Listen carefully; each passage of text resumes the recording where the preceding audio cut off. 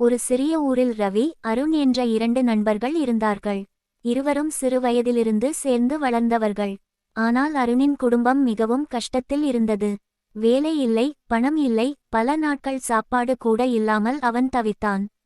அந்த நேரத்தில் எல்லாரும் அவனை விட்டு விலகினார்கள். ஆனா ஒருத்தன் மட்டும் அவன் பக்கத்தில் நின்றான், அது ரவி. தன் சேமிப்பு பணத்தை எடுத்துக் கொடுத்து, நீ வாழ்க்கையில் முன்னேறணும் என்று சொல்லி ஒரு டீ கடை ஆரம்பிக்க உதவி செய்தான். முதல் சில மாதங்கள் ரொம்ப கஷ்டம். ஆனா ரவியின் ஊக்கத்தால் அருணின் கடை நல்ல வருமானம் பார்க்க ஆரம்பிச்சது. கொஞ்ச நாளில் அந்த டீ கடை பெரிய ஹோட்டலாக மாறியது. பணம், பெயர், புகழ் எல்லாம் வந்தது. ஆனா அதோட அருணின் மனசும் மாற ஆரம்பிச்சது. ஒருநாள் ரவி ஹோட்டலுக்கு வந்தபோது அருண் எல்லாரின் முன்னாடியும், இங்க தினமும் வராதே, பிஸி ஆகிருக்கேன் என்று அவனை அவமானப்படுத்தினான். அந்த வார்த்தை ரவிக்கு ரொம்ப கஷ்டமா இருந்தது. ஆனா அவன் எதுவும் பேசாமல் அமைதியா போயிட்டான்.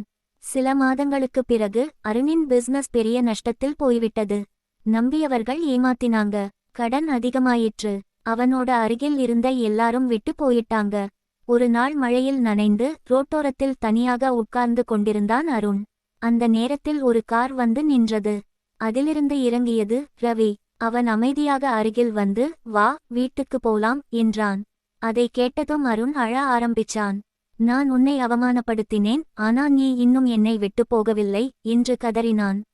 அதற்கு ரவி சொன்ன ஒரு வரி அவன் வாழ்க்கையை மாற்றிவிட்டது. உதவி செய்ததை மறந்தாலும் பரவாயில்லை, ஆனா உதவி செய்த மனிதரை மறக்காதே. கருத்து: நன்றி மறந்த மனிதனை வாழ்க்கை ஒருநாள் கற்றுக் கொடுக்கும், நன்றி நினைக்கும் மனிதனை வாழ்க்கை உயர்த்தி காட்டும்.